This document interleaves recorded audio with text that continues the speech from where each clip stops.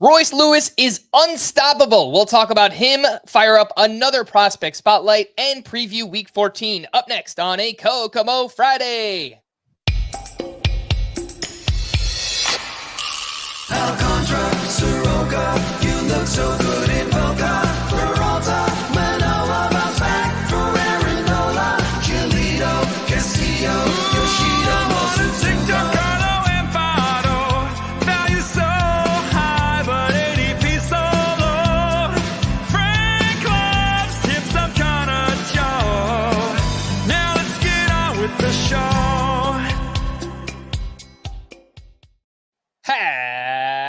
Happy Kokomo Friday and welcome in to Fantasy Baseball today on June 21st. I am Frank Stampfl, joined by Scott White. Today on the show, Royce Lewis is unstoppable right now. The Orioles clobbered Luis Gil. We have another prospect spotlight and our Week 14 preview. Let's jump in. Oh my goodness gracious!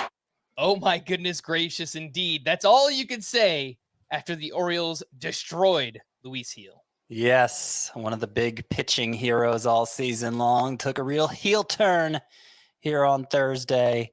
7 earned runs in an inning and a third. It was only the second start that you could really call bad for Luis Gil all season. He had a 5-run outing back on April 26th, but otherwise had been reliable and dominant and just perfect almost for fantasy. So what happened in this one? Well, a couple things stood out when I looked at the recap and when I looked at the data.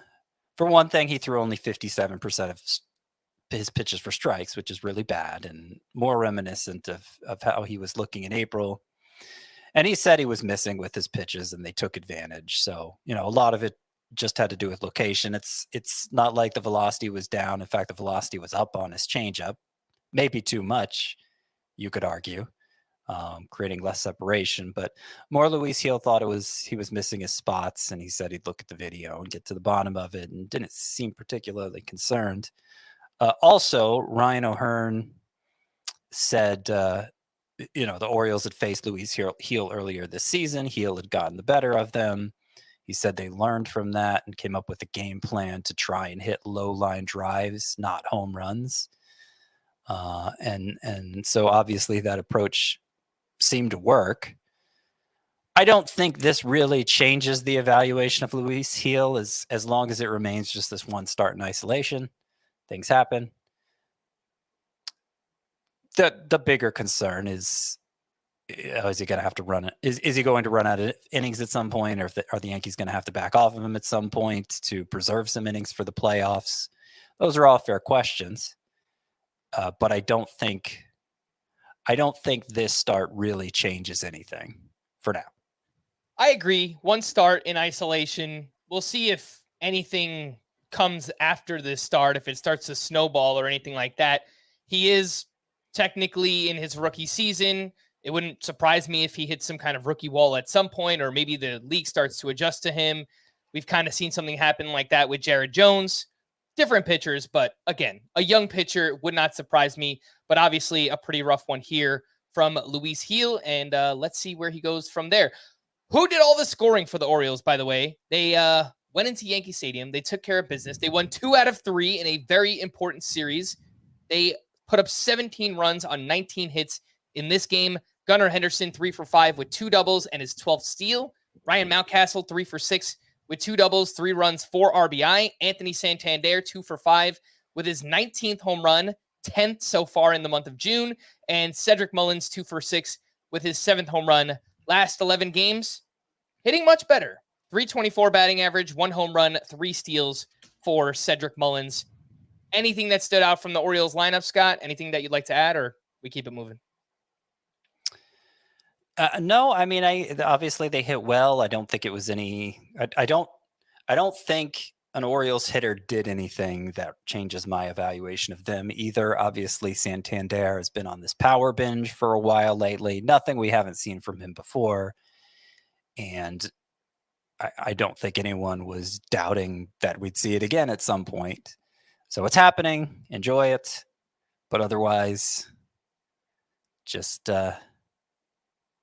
keep rolling along with those Orioles. All right, let's get into my player of the night. It's going to be Royce Lewis, who, as I mentioned, looks unstoppable right now. 1 for 3 with 2 walks and his 9th home run. He has played 15 games this season. He's batting .377, has those 9 homers, a .1377 OPS.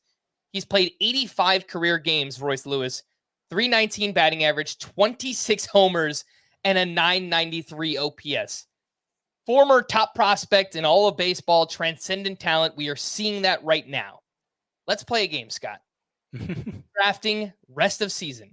I guarantee you that Royce Lewis plays 90% of the games the rest of the year. How early would you draft him? You guarantee he plays how much? 90% of his 90%? games. Yep.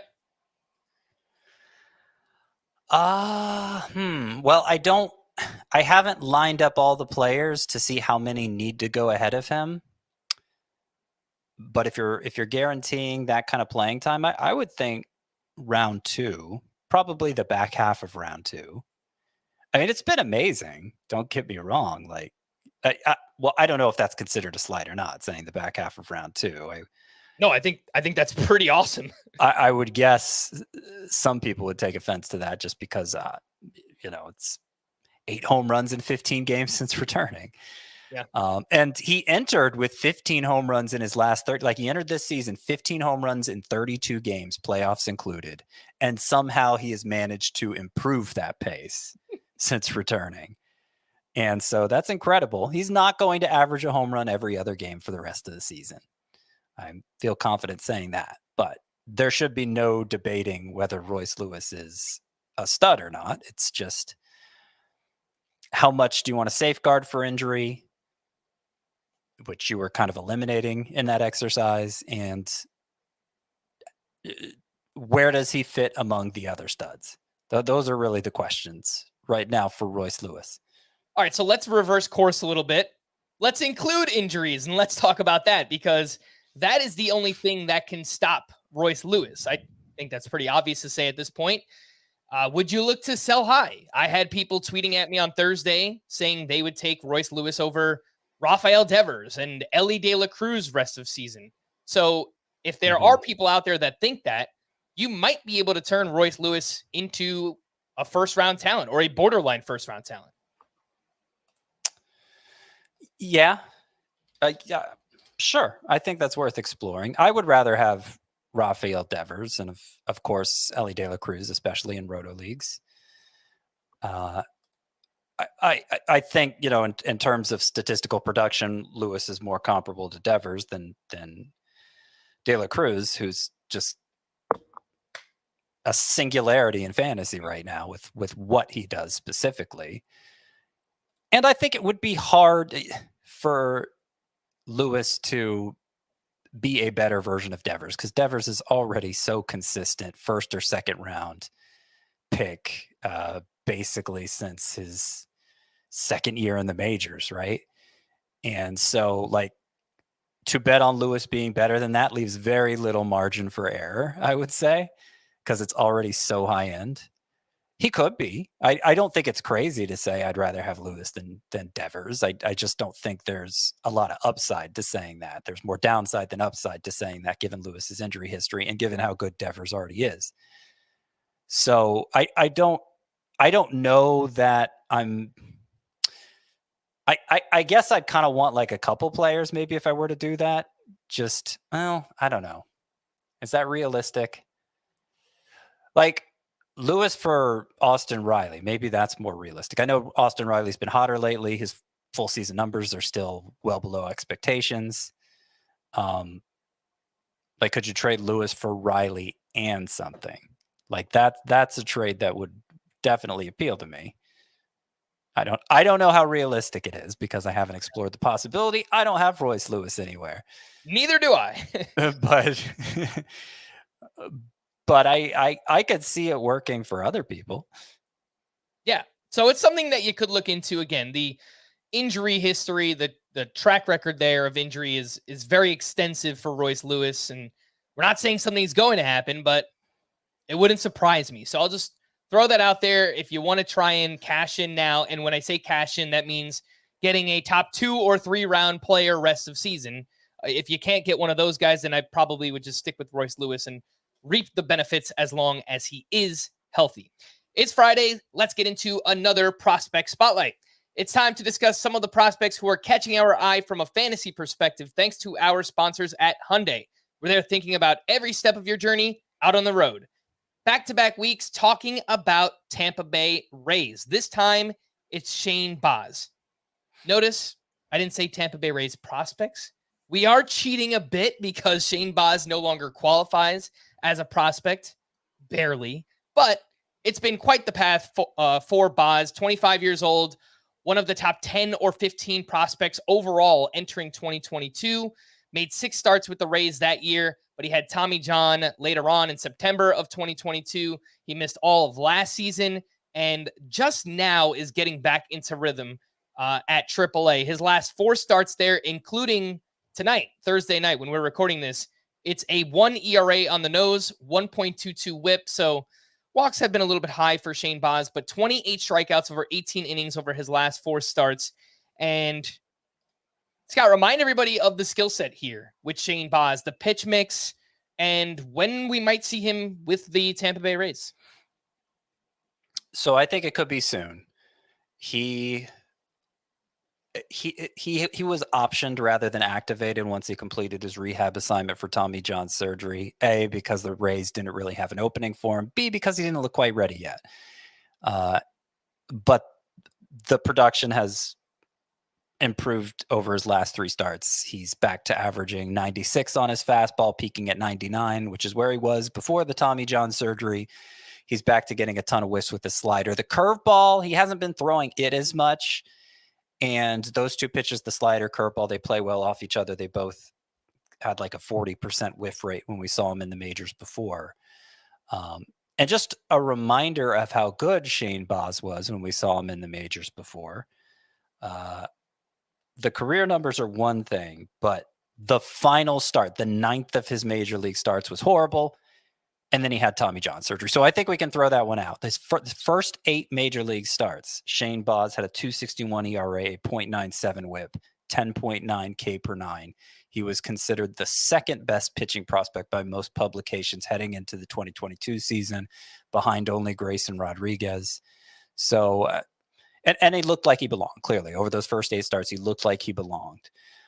Now that he is dealing again at AAA, I think it's just a matter of the Rays deciding it's time to turn the page on either Aaron Savale, who's been horrible, or Zach Littell, who hasn't been quite horrible, and he had an okay start here Thursday. But he has experience in the bullpen, and I'm not sure he's been good enough to hold back Shane Baz rather than wasting those bullets at AAA. I think the Rays would rather have them in the majors. So maybe Littell would be the easier choice to remove because of that bullpen experience. But Savali's been awful. So either way, the Rays can find a spot for Baz now that he's trending toward being back to pre-Tommy John surgery form. And because of that, I think it's time to consider stashing Shane Baz.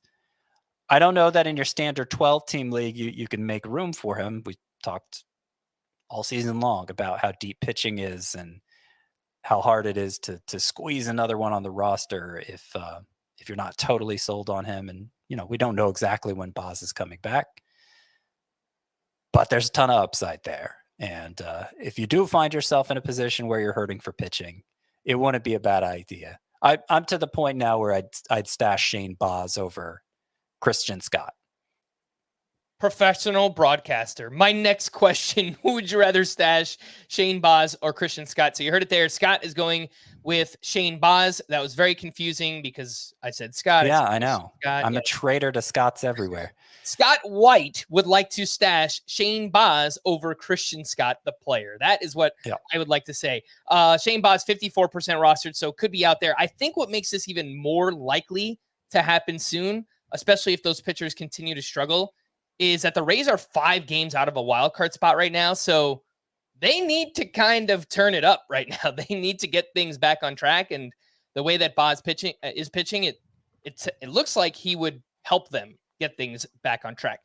Shane Boz was one of Scott's 5 on The Verge in his latest prospect report. Make sure to check out that article, which is live on the website, cbssports.com/fantasy/baseball.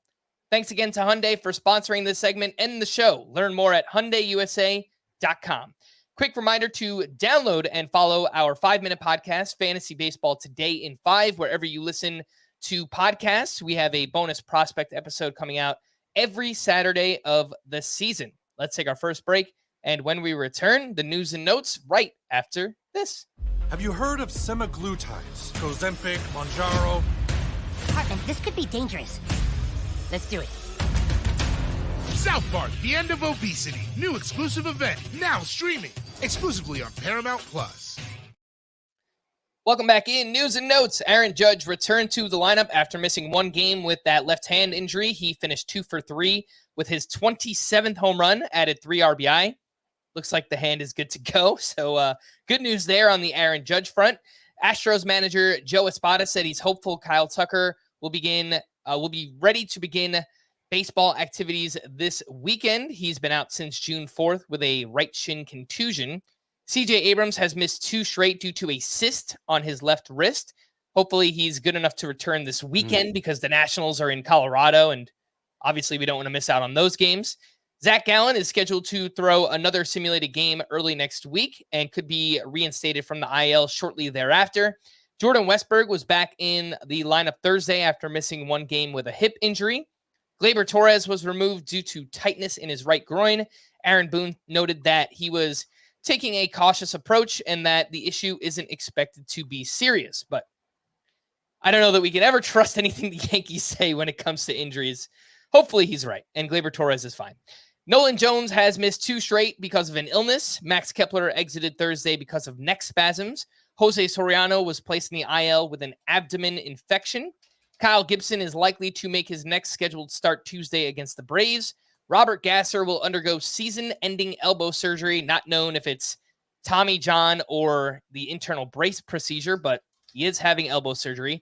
We have not heard much about Esteury Ruiz recently, but apparently he's progressing through a strength program and is expected to begin baseball activities within 2 weeks of its completion. Adael Amador was removed Thursday due to a mild oblique strain. And I hope everybody had the opportunity to catch the Giants-Cardinals game at Rickwood Field. The pregame ceremonies, they had tributes to Willie Mays. They showed an entire inning from the old school camera angle, and it was in black and white. I thought that was really cool. Just lots of emotion, and hearing Reggie Jackson talk before the game, like very raw stuff. And just, I thought it was awesome. Also I could listen to Bob Kendrick speak for hours. So just really, really cool stuff. MLB has its issues, Scott, but games like this and the Field of Dreams game that they did, I feel like this stuff is actually really, really cool that they do. I mean, they do a lot of cool things. MLB gets too much flack, you know? I Other think sports leagues have their issues too. And yet for some reason they're not spoken of in the like MLB when it does something right. Oh, they finally got something right. Like you don't hear that with the other sports. I can point out a lot of other things the other sports leagues do wrong. No, they definitely do. They definitely do. I think it's an optics thing. It's just, I don't know. The owners and the players. Baseball fans are so self-conscious. They're like the picked on little brother. Like, have a little pride in your sport of choice, okay? Are you saying that to me or just everybody? I'm saying that to everybody. All right. Tired of this downtrodden attitude about baseball, all right? Like, how's that going to rub off on people who don't watch baseball? Like, how's that going to play? Not well. You know what I'm saying? Like all these baseball fans are just complaining about baseball all the time. You don't see NFL fans doing that, do you? Oh, definitely. I mean, people argue about NFL stuff all the time. Well, no, I'm not saying they argue, but like, we can't get anything right in this league. No, that whole attitude. NFL definitely has its issues. What's a catch? What's a penalty? Pass interference? You know, 70-year-old guys trying to figure out if it's a first down rather than just using the technology to figure that out instead. Stuff like that. Anyway, I don't know how we went down this path. The point is that the game was really awesome, and I thought they did a really great job with it. Some prospect updates. Jason Dominguez will be out for up to 8 weeks due to a significant left oblique strain. Just a brutal season for Dominguez. He's missed so much time recovering from Tommy John surgery, and now this. The Dodgers are recalling Landon Knack to start Friday against the Angels, and so far at AAA this season in the PCL, 3.54 ERA, a 120 whip, just over a strikeout per inning. Pitched well in 4 starts with the Dodgers earlier this season as well. 7% rostered. Anything to see here, Scott? Deeper leagues, Landon Knack?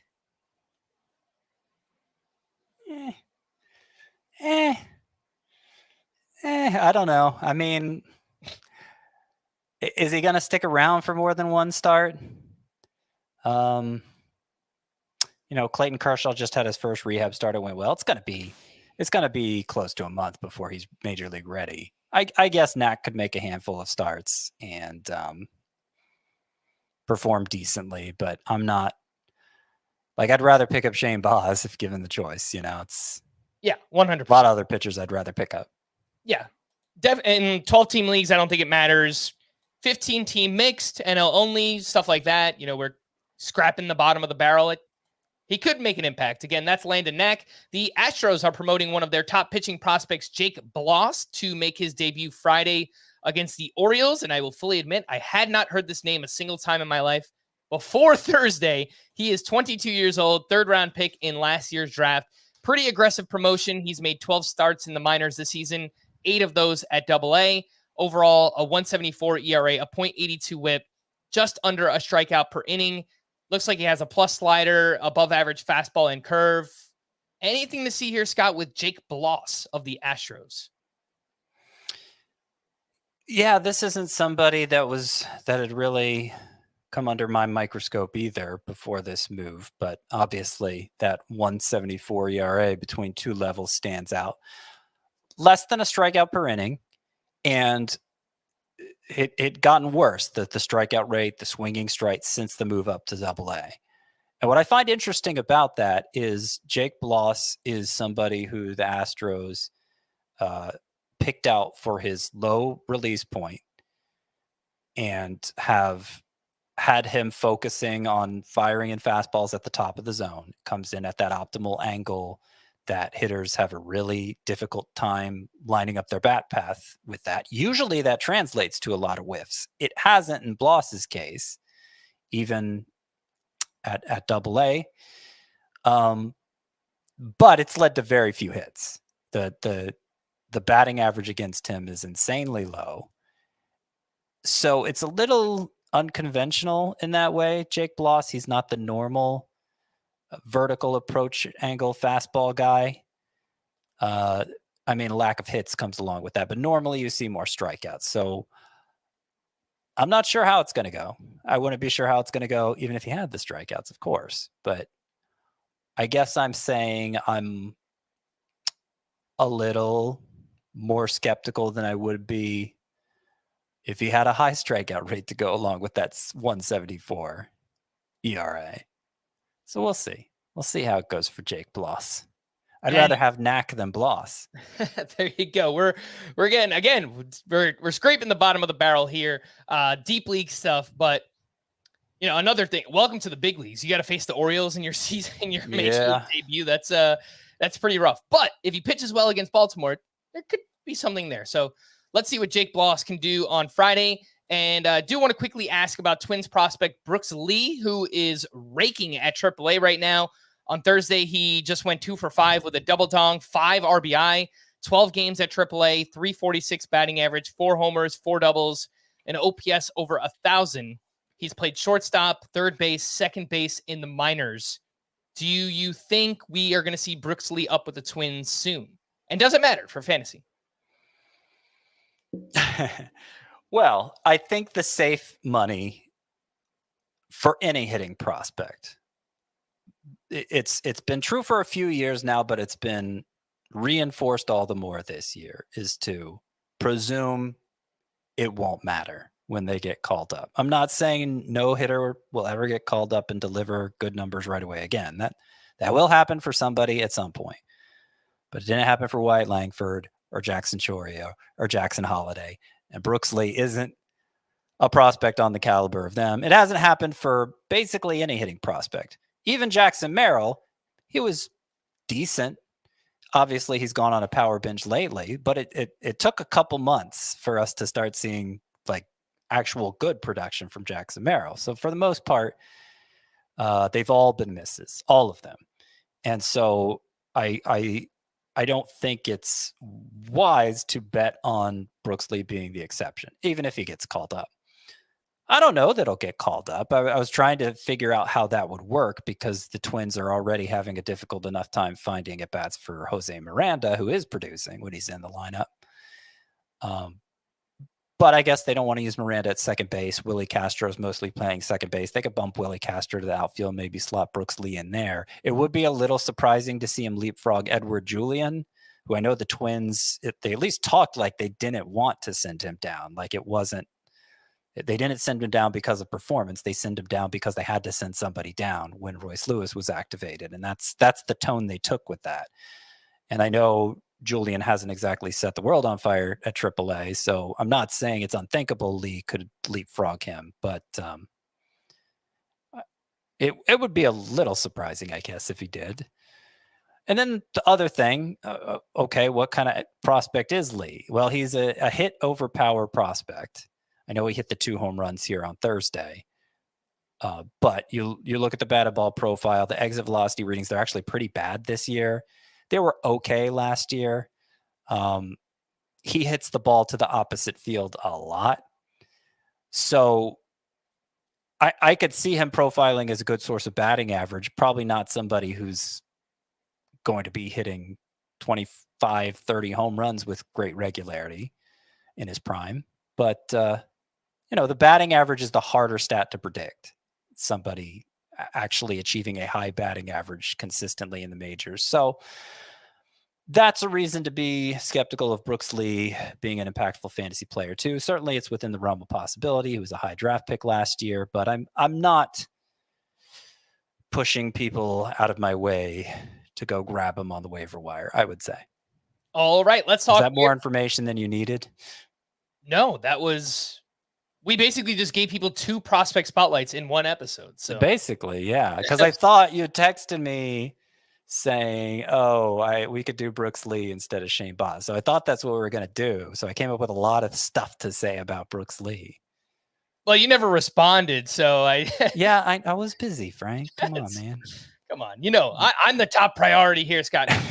It's fine. And it's good. I think it's good to talk about all those guys because, again, it's, at least somewhere there is hype around Brooks Lee and definitely for Shane Baz as well. Let's talk waiver wire hitters from Thursday's action. And Jesse Winker continues to hit 2 for 4 with his 8th home run. He's kind of doing like this Jerkson Profar thing where I don't know if we should buy it. Are we actually in? It's a veteran that's kind of come out of nowhere and has had this resurgent season. And it's been really good. 278 home runs, 35 runs, 34 RBI, 11 steals, 802 OPS for Jesse Winker. He is 62% rostered. Let's do a little Jesse Winker versus this guy. Would you rather have Winker or Andy Pages, who is 67% rostered? Oh, that's a tough one. They're right in the same range. I would definitely rather have Winker in points because the plate discipline's so much better. In Roto, I think I'd lean Pages.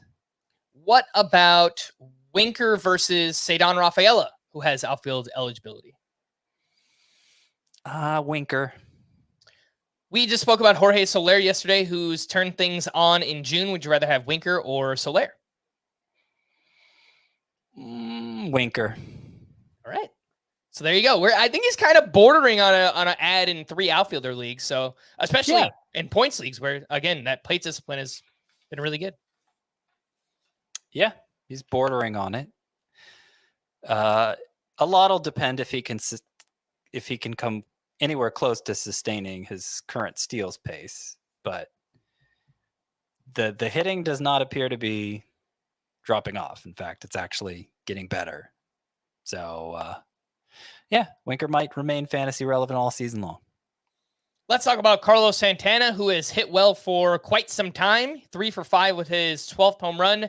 Last 20 games, he's hitting .364, 5 homers, 12 runs, 16 RBI, and 2 steals.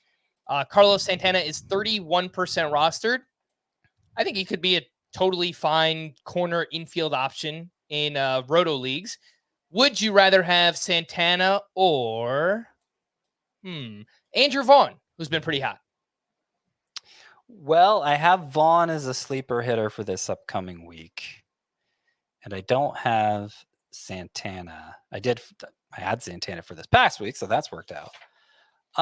Yeah, I would say Vaughn. I think it's more likely Santana falls off than Vaughn. So last 20 games, I looked up. So you have last 20 games in here for Santana. I looked up since May. What was it? Late May. And he only had an 84 mile per hour average exit velocity during that stretch. For as productive as Carlos Santana has been, it's been with some really weak contact on average since May 28th. Here we go. I think that's the same exact stretch I Yeah, that's what I figured. 20 games. Yep. That's where the good production started in the game log. But yeah, only 84 mile per hour average exit velocity during that stretch is kind of surprising. But I think it underscores that Santana, even though he's been hot, is not impacting the ball like a stud. All right. I know we talked about these two yesterday, but they both had big games again on Thursday. So let's run it back, see if anything has changed. Probably not. Zach Geloff has homered in 3 straight and is having a pretty nice June. 263, 5 homers, 10 RBI, 3 steals, 884 OPS so far this month. And Brendan Donovan, 3 for 4 with his 7th home run, 3 RBI. And in June, batting .299, 3 homers, 11 RBI, 792 OPS. Are you looking to add either, Scott, or do you need to see more from Geloff and Donovan? Well, Geloff's a sleeper hitter for this upcoming week. In fact, I think he's Ooh. number 2 on the list because the Athletics have the 5th best hitter matchups. And I'm hopeful. This is the beginning of him coming around. If you look at his StatCast page, average exit velocity, max exit velocity. Look at his Fangraphs page, the batted ball profile in terms of fly ball rate and pull rate. All of that is basically exactly the same as last year. He's striking out more like 35% of the time than 30% of the time. So that's part of it, but that's only part of it because even when he's made contact, it hasn't been nearly as impactful. But the tools are still there for him to be as impactful as he was last year. And maybe now that the weather's heating up, he didn't come up until the summer last year. Maybe we'll see the performance begin to show up for Geloff as well. I'm hoping, if nothing else, he can stay hot this upcoming week, take advantage of good matchups. Would you take Geloff over either David Hamilton or Cedar Rafaela? So David Hamilton's the number 1 sleeper hitter for next week. So probably not him. And Rafaela is also on the list, but he's further down. And I do believe Geloff has more upside. I have similar concerns about their downside. All right, some names in deeper leagues. Do any of these matter for fantasy? Dylan Moore has a sock and a shoe in 2 of his past 3 games. He went 1 for 3 with his 8th home run and 13th steal. Jake McCarthy has quietly hit well for the D-backs last 24 games, .333 batting average, 2 homers, 9 steals. Will Brennan had a big game, 3 for 4 with a double dong. Jose Siri heating back up last 20 games, .271, 6 homers, 12 runs, 13 RBI, 1 steal. And Freddie Fermin seems like one of the better hitting backup catchers. He plays more than the average backup catcher. He gets some games at DH, but 3 for 4 with a double dong here on Thursday. Do any of those names matter to you, Scott, or catch your eye? Freddie Fermin, Siri, Brennan, McCarthy, and Dylan Moore. Not really. I've always found Will Brennan to be kind of interesting because he strikes out like 12% of the time. So great contact skills there. And for somebody with great contact skills, his pull rate and fly ball rate, they're very high. They're both over 40%. It hasn't translated to much damage. Obviously, he had the 2-homer game here. But I could see how it could. I don't think it's far-fetched to think Will Brennan could turn into a fantasy asset, particularly if the offensive environment around the league improves. Somebody to keep an eye on at the very least. The Guardians keep playing him. There's a reason they keep playing him, I presume. So he's the most interesting from this group, I would say. I did like Freddie Fermin coming into the year, but Salvador Perez has just been he has not taken the step back I thought he would this year. So that's kind of ruined Fermin's opportunity to become a fantasy standout in his own right. Jake McCarthy, he has a lot of speed. He's only starting every. Well, I guess I should say Jake McCarthy is sitting every 3 or 4 games, and it doesn't seem to have anything to do with him batting lefty. It's just he's not a full-time player for the Diamondbacks, so it makes it hard to get behind him, even when he's hitting well like he is right now. All right, let's hit our final break, and when we return, we'll hit some waiver wire pitchers right after this.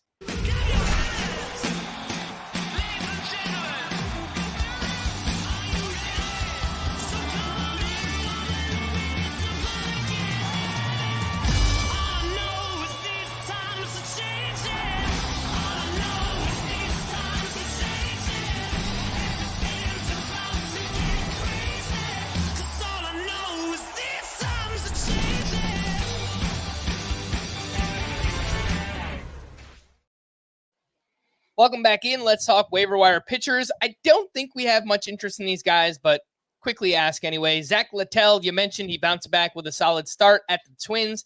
5 innings, 2 runs, 5 strikeouts. Simeon Woods Richardson on the other side turned in a quality start. 6 innings, 2 runs, 6 strikeouts for him.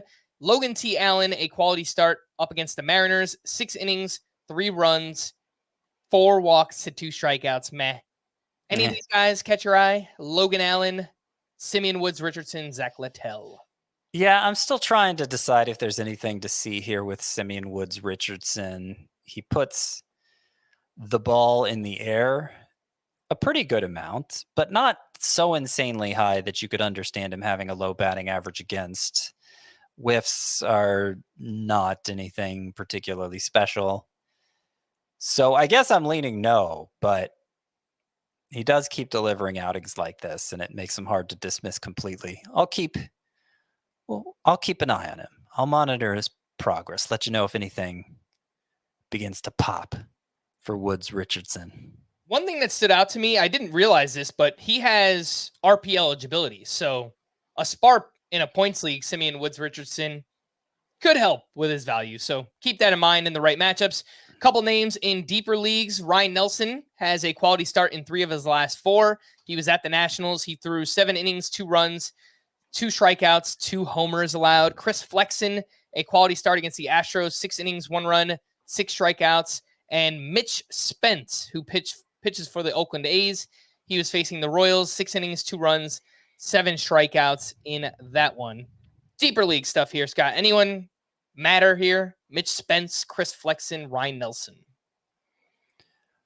Realistically, no, I'm not going to get excited about any of them. The most interesting, just so I have something to say, is probably Mitch Spence, who at least has a good ground ball rate and did throughout his minor league career too. I notice you have in the notes here, not good minor league numbers. I'm beginning to suspect that, and I'm sure somebody could say this with more authority, but that seems to be a common trend, that ground ball pitchers who aren't like big strikeout guys on top of the ground balls often have pretty bad minor league numbers. And I'm guessing it's just because the fielding is so much worse. Could be. And it can sometimes make for fake outs in fantasy. I'm not ready to say Mitch Spence fits that description. I think he's not worth looking into in most leagues, but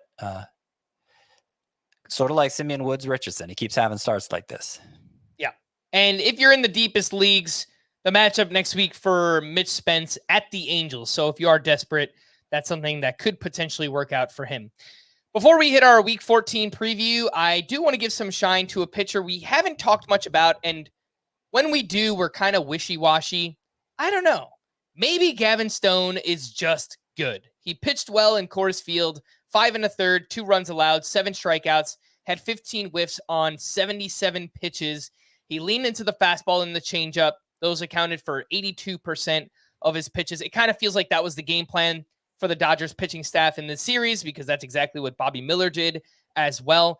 But Stone has now allowed 2 earned runs or less in 10 of 14 starts. He has 6+ strikeouts in 4 of his last 5. He's got a 3.04 ERA on the season. I've noticed that the underlying ERA estimators have gotten better over the course of the season as well. Mm-hmm. I don't know, Scott. You tell me. Is Gavin Stone good? Yeah, I think he's good. I don't see a lot of potential yet for him to be great. And I do think more likely than not, his numbers are going to regress.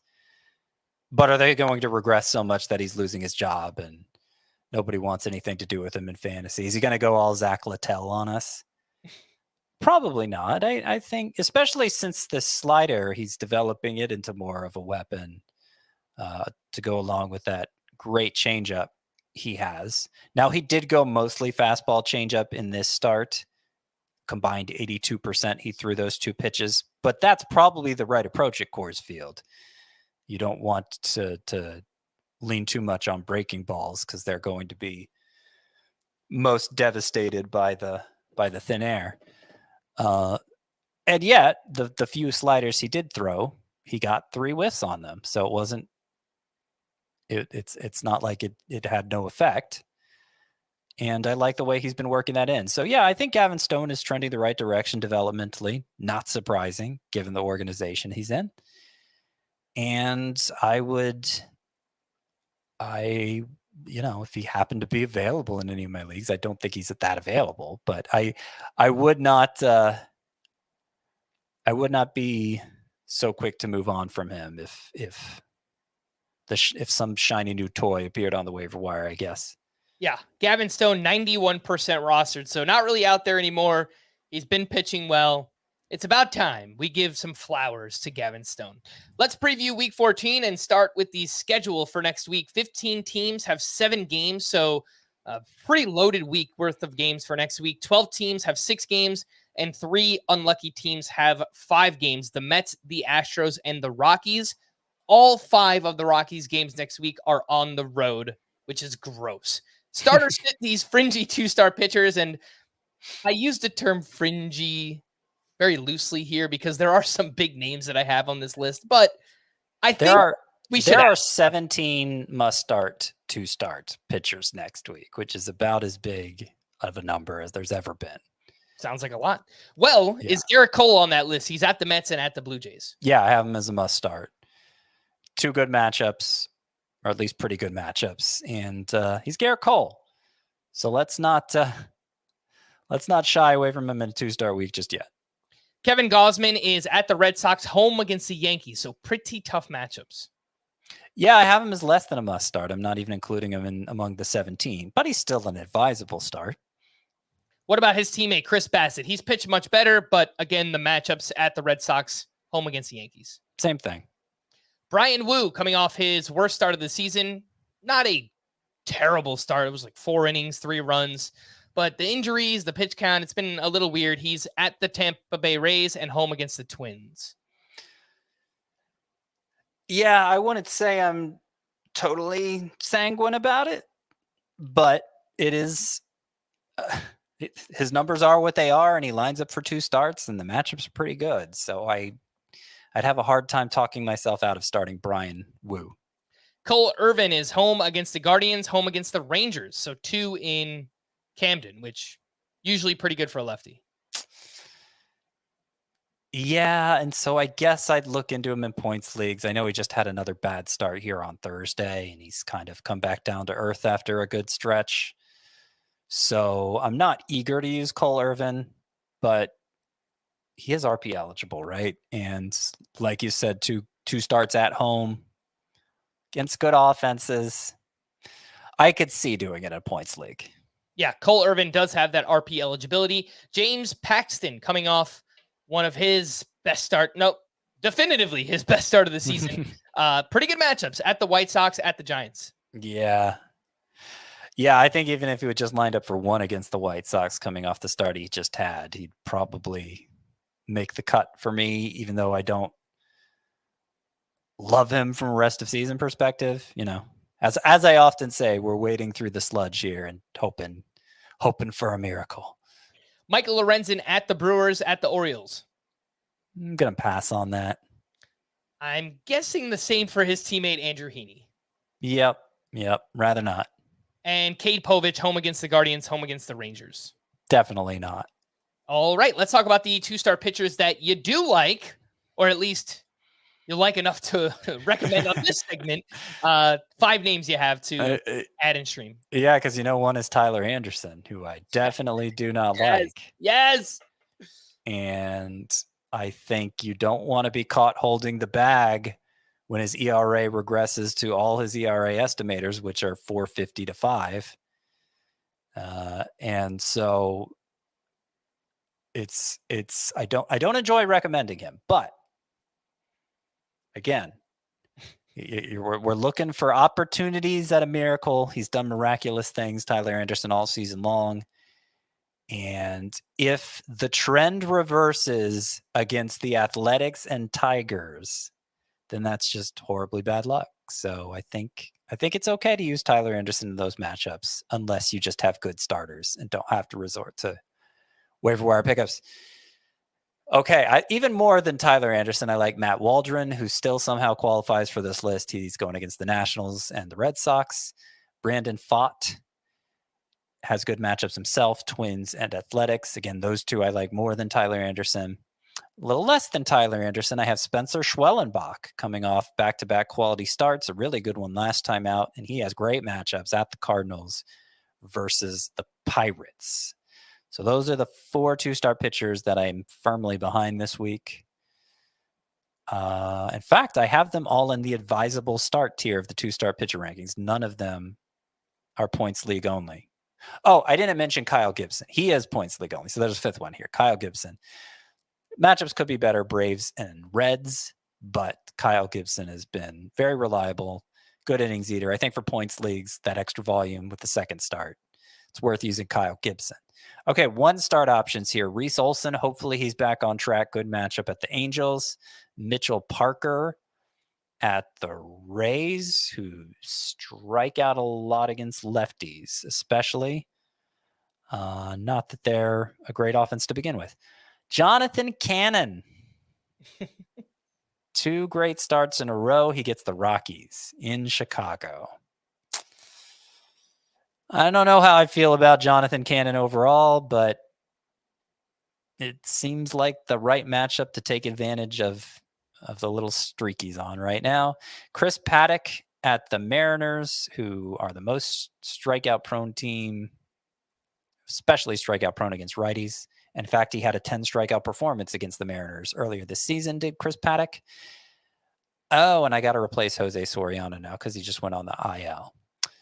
So I'm going to replace on the fly here. I'm going to replace Jose Soriano with Brian Bayo, who was just really good against the Blue Jays and matches up against them again. All right. I like that. I did want to point out with Mitchell Parker, you mentioned the matchup at Tampa Bay. They do strike out quite a bit, 25.5%. That is the 3rd highest rate versus left-handed pitching this season. Let's slide over to the hitters. Best hitter matchups for next week. The Royals, Orioles, Angels, Cubs, and the A's.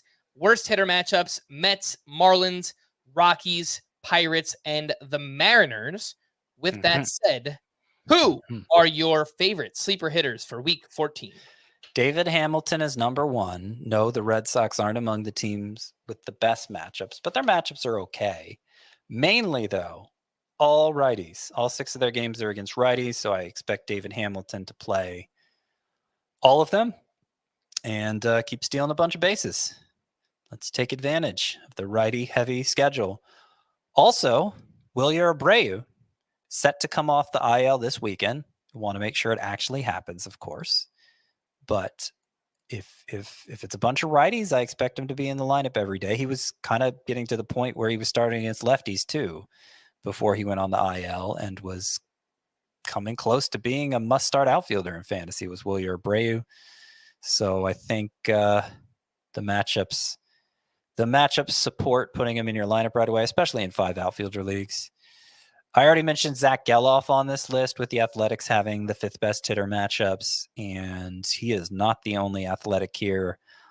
Also, JJ Bleday, Tyler Soderstrom, and Miguel Andujar. I like them to take advantage of the Athletics matchups this week. Let's see. Also, Jared Kelenic, the Braves leadoff hitter, and does his best work against righties. For sure going to be in the lineup against righties. The Braves face 6 righties in their 7 games. And the matchups are pretty good. Cardinals rotation, a game against Drew Thorpe, and then they face a couple tough pitchers in the Pirates series. But overall, it's pretty good matchups for the Braves, a bunch of righties. Take advantage of Jared Kelenic. Michael Busch has been heating up. Also another batter who's,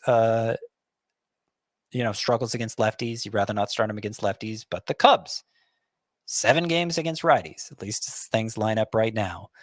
So good time for Michael Busch to be heating up. And I believe that is the entire list.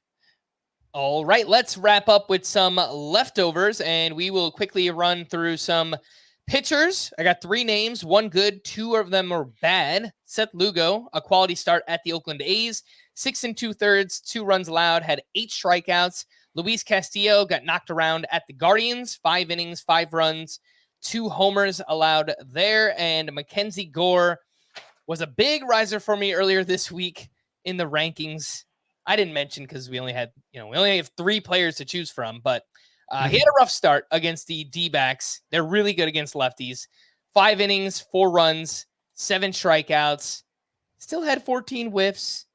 He had a 556 BABIP against. It feels a little bit unlucky for Mackenzie Gore, but I don't know. Maybe I'm just defending him. Anything to add on Gore, Castillo, and Seth Lugo from Thursday? I mean, it's typical Mackenzie Gore, right? He gets a lot of strikeouts, but it's not like he's Garrett Crochet. He's not. He'll give up some hits too. He'll have starts like this. It wasn't horrible, but he didn't follow up that great start against the Marlins. I noticed he only threw 2 changeups. That's his best pitch in terms of pure whiff rate, and he doesn't throw it a ton in general. It's his 4th most used pitch, I believe. But only 2 in this start. He does better when he throws it closer to like 10 to 15% of the time. He threw it 13% of the time in that start against the Marlins when he racked up so many whiffs. So yeah, Mackenzie Gore, it's a little harsh to say he's mid, but he's in the good glob. Let's say he's in the good glob. Let's see. Luis Castillo. Yeah, his ERA is climbing. I believe it's 3.69 now. 363. 363. Okay. He had some interesting pitch selection here too. Like the whole Mariners staff, he kind of got away from throwing the fastball. He threw it, the 4-seamer specifically. I mean, 29% of the time usual versus his usual 46% of the time. It's a big decrease. He threw his changeup a lot more, about twice as often as usual. And his changeup, remember when Luis Castillo was with the Reds, his changeup was like his everything. But it's become his worst pitch now that he throws with any prominence. So for it to be his most used pitch in this start, I don't know if we want to see that from Luis Castillo going forward, but maybe it explains why he had a shaky outing here. I think he's still a top 10 pitcher, even with the rising ERA.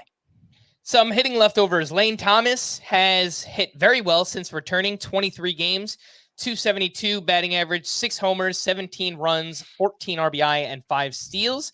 Yandy Diaz hitting much better in June. 324, 4 doubles, 800 OPS. Still only 1 homer. That's been the problem for Diaz this year. Yordan Alvarez returned with a bang after missing 2 games, 3 for 5 with his 15th home run. Shohei Ohtani had a pretty massive series in Coors Field.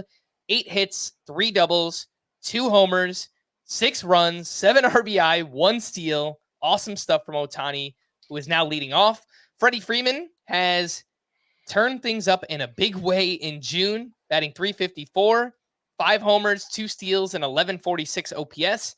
Bobby Witt Jr. continues his great season, 1 for 4 with his 12th homer. Elliot Ramos did it again, 1 for 5 with his 10th homer. Jackson Merrill did that again, another home run for him. He has 6 home runs in his past 8 games. I thought this was a really cool stat I saw on Twitter. Second center fielder, 21 years old or younger, to hit 6 homers in an 8-game span. The other, Willie Mays. So interesting timing there for Jackson Merrill. Fernando Tatis had himself a big game, 4 for 5 with his 14th home run. Manny Machado heard me talking smack about him, so he went out 2 for 3 with his 7th home run, added 3 RBI. And Willie Adames keeps on hitting, 2 for 4 with his 13th home run. Lots of names there, Scott. You don't have to hit on all of them, but anything that you would like to touch on? So Yandy Diaz, picking things up in June, as you said, .324 batting average. Still hits the ball very hard like he always has. Still makes a ton of contact like he always has. I don't think anybody should be surprised to see his batting average rising. I wondered if, the story for Yandy Diaz has always been, can he elevate the ball more to get to some power? And he did to a degree last year, hit a career high 22 homers. This month, with the success he's having, it's come with a 62% ground ball rate. So yikes. Yeah, not impacting the ball in a way that would yield great power production. I think we can rule out another 20 homer season for Yandy Diaz. I wouldn't say that about many players in late June, but I feel like I can do that for Diaz. Doesn't mean he's useless in fantasy, you need to dump him or anything like that. Still great plate discipline. I think the batting average will continue to rise, but it was always a long shot that he'd be able to repeat that 22 homer season from last year. Mm-hmm. All right, let's talk some bullpens. And for the D-backs, Paul Sewald gave up a hit, struck out 1 for his 8th save. For the Guardians, Emmanuel Clase struck out 1 for his 22nd save. For the Rays, Pete Fairbanks entered in the 9th with runners on 1st and 2nd, a 3-run lead. He got the first 2 outs, and then he gave up a game-tying 3-run homer to Jose Miranda. The Rays took the lead in the 10th. Fairbanks came back out and finished the game. He wound up with the win. For the Astros, Josh Hader struck out 2 for his 11th save. For the Dodgers, Evan Phillips picked up his 12th save. For the Cardinals, Ryan Helsley struck out 2 for his 25th save, league-leading 25th save. For the Padres, Robert Suarez was unavailable, so they went with Jeremiah Estrada, who got the 9th 2-run lead. He gave up 2 runs on a walk and 2 hits. He took his first blown save of the season. And the Kansas City Royals, not really sure what's going on here. Maybe you have a better read. James MacArthur entered the game with 2 outs in the 7th inning. Runner on first. He gave up a double. The runner was thrown out at the plate. MacArthur stayed out for the 8th inning. He got 2 outs, gave up 2 walks and a single. He was relieved by Angel Serpa, who finished the 8th. Serpa started the 9th. And then it was ultimately Chris Stratton who got the final 2 outs for his 4th save. Do you have any read on what's happening with the Royals bullpen right now? Because they are a good team, and this is a bullpen that could matter for fantasy. Yeah, they are the team among contenders, if we're calling them that. They've certainly performed like that so far. They're the ones in most desperate need of bullpen help. I remember when they went to back-to-back World Series. I guess it was almost a decade ago now that happened. It was the bullpen. Like, that was the strength of the team. It's the lights out bullpen, and that's how they made it work on their slim budget. But they don't have much in there. I don't think MacArthur's closer caliber. Certainly he hasn't looked that way in a long time now, several weeks. And they seem to be losing faith in him filling that role. I don't think Chris Stratton is really the answer either. they don't have a great option. They're going to need to acquire somebody, I think, if they want to stay in the race. And I would not be comfortable if I was invested in James MacArthur right now. I don't even know who's out there though. Like Tanner Scott is the obvious name. It'd be an upgrade. Tanner Scott has issues, but yeah, he's turned his season around. He's been much better. So maybe that could work out. You look at the teams that are going to be clear sellers. The White Sox, Oakland A's. Okay, maybe they shop Mason Miller. Do the Royals have enough to give up for Mason Miller? It's not like they have the greatest farm system. So I don't know. Is there a lot of fire to that smoke with Mason Miller? Is that just wishful thinking from Yankees fans? Oh, there's this amazing reliever on a non-contender. Surely we can go out and get him. Because I just don't think you don't see rebuilding teams do that very often. They're emerging rookie. They trade away when that's usually the players they hold on to. I understand it's a closer, and a closer doesn't have a lot of value to a non-contending team, but it's a closer with a lot of years of control left. And so I don't know, maybe they could trade Mason Miller, because it's hard to imagine his value will ever be higher, but they'd need a haul, I would think, to do it. That would be the whole point, right? Yeah. So yeah, I don't know how realistic that is. This article just came out from Mark Feinsand 4 hours ago. Would Oakland trade Mason Miller? This is just the headline. They'll have to be blown away, and that's in quotation marks. So yeah, I think that's fair. I mean, I think it also makes sense the Oakland A's they're pretty far away. I mean, is Mason Miller still going to be part of this team when they are competing? If they think about it that way, and his injury history, I think it makes some sense for them to try and cash in on him. I don't think it's just Yankee fans making it up. But yeah, I think it would cost a lot. And, I think the Yankees are linked because they have a really good farm system. So they could be a match.